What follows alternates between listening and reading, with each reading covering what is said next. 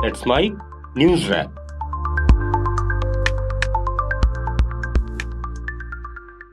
Let's mic news wrap में अब सुनते हैं दिन भर की अहम खबरें सिर्फ 10 मिनट में। सबसे पहले सुर्खियां। अमेरिका से एलपीजी, रूस से क्रूड लेकर भारत पहुंचा जहाज। फारस की खाड़ी में अभी 22 भारतीय जहाज फंसे लेकिन सभी सुरक्षित। असम विधानसभा चुनाव से पहले भाजपा में असंतोष मनाने में जुटे हिमंत बिस्वा। टीएमसी ने दूसरी सूची में 7 नामों का किया ऐलान। और ग्लोबल टेररिज्म रिपोर्ट में भारत में आतंकवाद में 43% की गिरावट। पाकिस्तान टॉप पर तो अफगानिस्तान हुआ बाहर। अब खबरें विस्तार से। अमेरिका के टेक्सास से एलपीजी लेकर एक कार्गो शिप रविवार को बेंगलुरु पोर्ट पहुंच गया। वहीं रूस से एक जहाज क्रूड ऑयल लेकर भारत आया। पिछले 7 दिनों में करीब 5 जहाज गैस और कच्चा तेल लेकर समुद्री मार्ग से भारत पहुंचे हैं।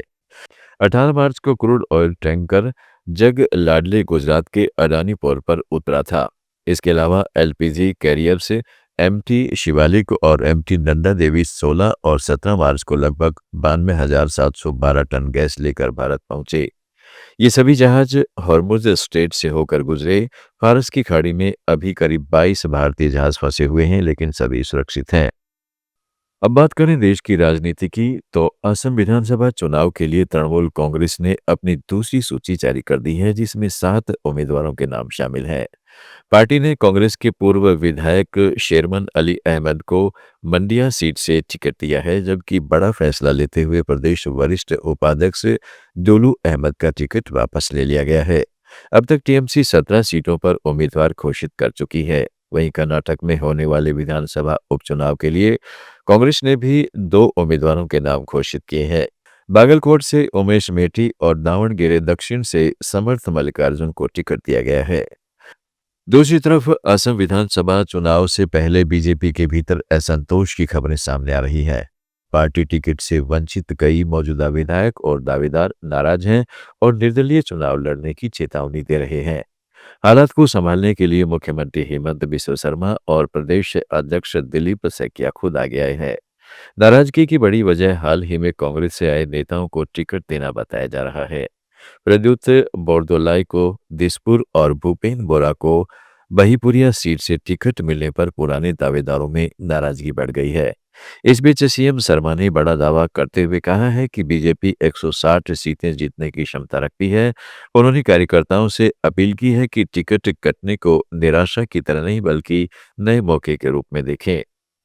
उम्मीदवार रूपाली लांगठासा नामांकन देने जा रहा है विधानसभा के लिए, तो उनको मैं गुड विशेष देने के लिए आया था और साथ में हमारा जितना एपेक्स बॉडीज है उनका साथ भी विचार विमर्श किया और हमारे जो इलेक्टेड एमएससी है, ईएम है, डिस्ट्रिक्ट पार्टी का ऑफिस बेयरर है, प्रेसिडेंट है, सबका साथ एक साथ विचार विमर्श किया।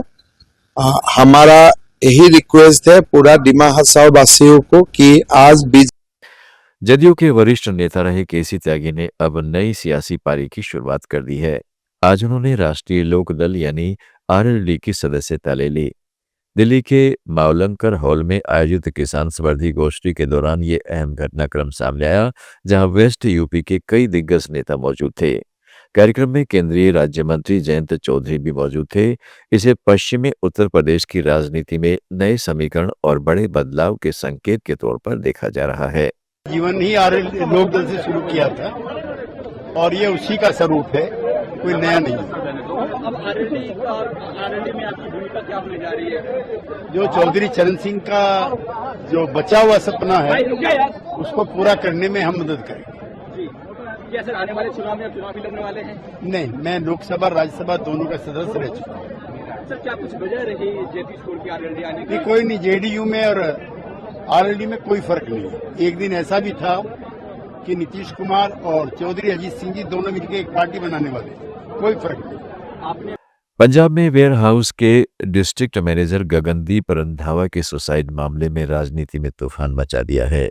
रंधावा की पत्नी उपेंद्र कौर ने अमृतसर में प्रेस कॉन्फ्रेंस कर कहा है कि जब तक पूर्व मंत्री लालजी फुल्लर, उनके पिता सुखदेव फुल्लर और पीए दिलबाग की गिरफ्तारी नहीं होती, वह अपने पति का पोस्टमार्टम और अंतिम संस्कार नहीं करने देगी। अब सरकार ने भुल्लर से इस्तीफा लेकर डैमेज कंट्रोल की कोशिश की थी, लेकिन परिवार की एफआईआर और राजनीतिक दबाव के बाद केस दर्ज करना पड़ा। हरियाणा के पूर्व मुख्यमंत्री और कांग्रेस नेता भूपेंद्र सिंह हुड्डा ने कहा है कि पार्टी ने राज्यसभा चुनाव में क्रॉस वोटिंग के मामले में 5 विधायकों को नोटिस जारी किया है। उन्होंने आरोप लगाया है कि 4 वोट जबरदस्ती रद्द किए गए हैं। हुड्डा ने स्पष्ट किया है कि इस पूरे मामले पर अंतिम फैसला पार्टी हाईकमान ही करेगा। क्या पूरा, क्योंकि सारी वोटें आपने देखी थी, बहुत सारी बातें सामने आ रही है, ओवरऑल सच्चाई क्या थी सर? सच्चाई आई हुई है, 5 आदमी नोटिस दे रखा है पार्टी ने। और 4 वोटें जो रद्द हुई सर, वो तो जबरदस्ती रद्द करी होंगे। बीजेपी की भी वोट रद्द हुई इसमें, एक हुई होगी ना, 3 हमारी करी, 4 हमारी करी। तो क्या अगला स्टेप क्या रहेगा सर?